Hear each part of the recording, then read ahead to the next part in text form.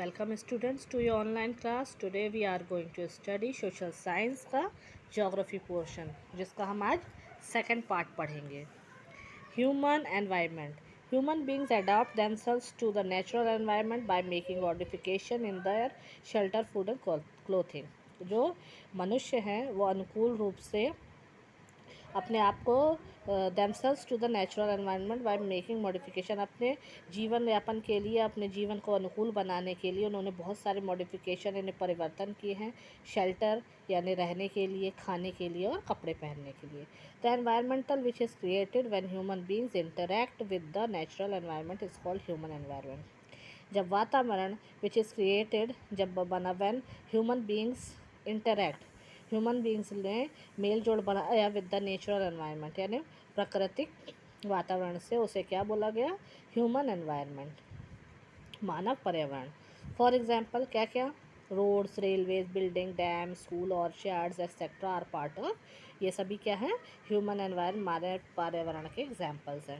Human beings interact with the environment, जो human beings हैं वो सीधे इंटरैक्ट होते हैं यानी मेलजोल करते किससे? एनवायरनमेंट से, और modify it according to their needs, और उससे मॉडिफाई करते यानी परिवर्तित कर देते हैं अपनी ज़रूरतों के अनुसार।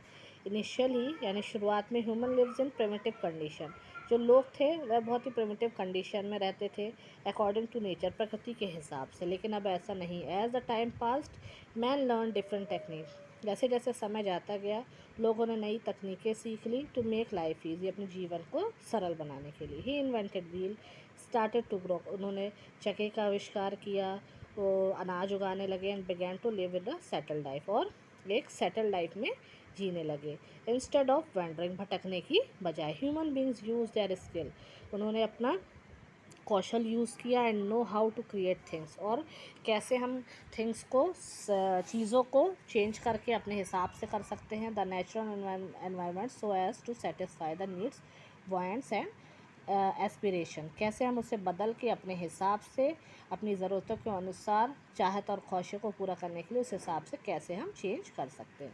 Environmental affect the life of people to large extent, जो एनवायरनमेंट है, वातावरण है, बहुत असर करता है लोगों के जीवन में। It largely determines their style. On the other hand, man to determines environment and has a great capacity to modify it.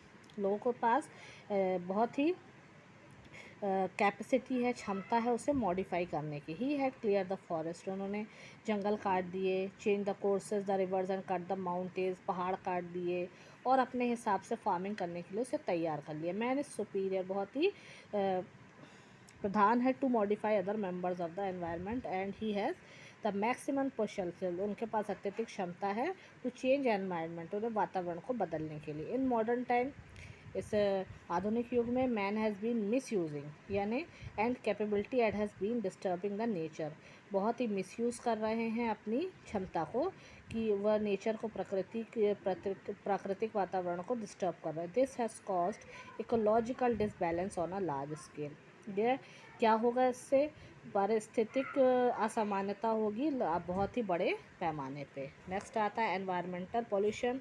When the disturbance made by human beings environmental are less, nature can easily represent and maintain it.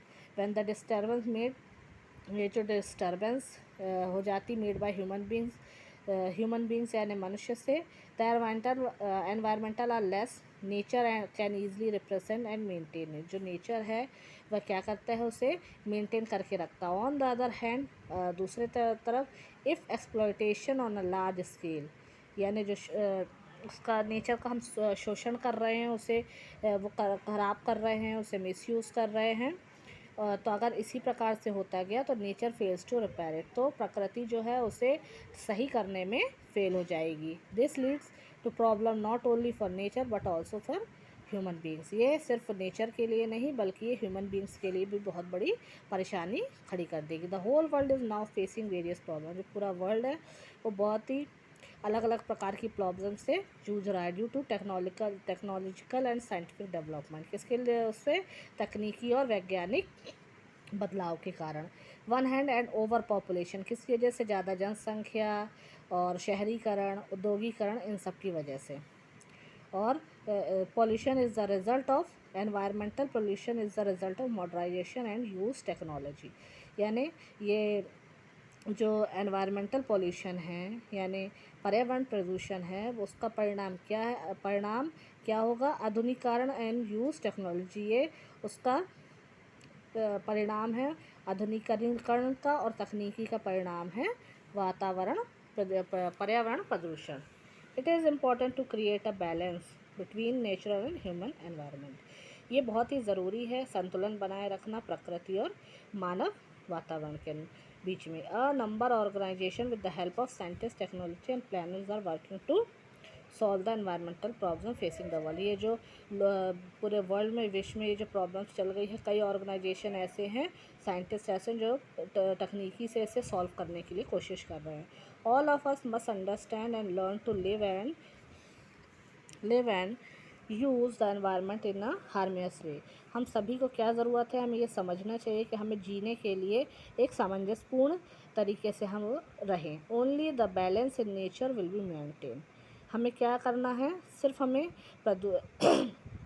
प्रकृति और हमारे बीच में अच्छी संतुलन बनाए रखना है। ठीक है बेटा, ये आपका चैप्टर फिनिश होता है। इसे एक बार आप घर पे और अच्छे से पढ़िएगा। Thank you.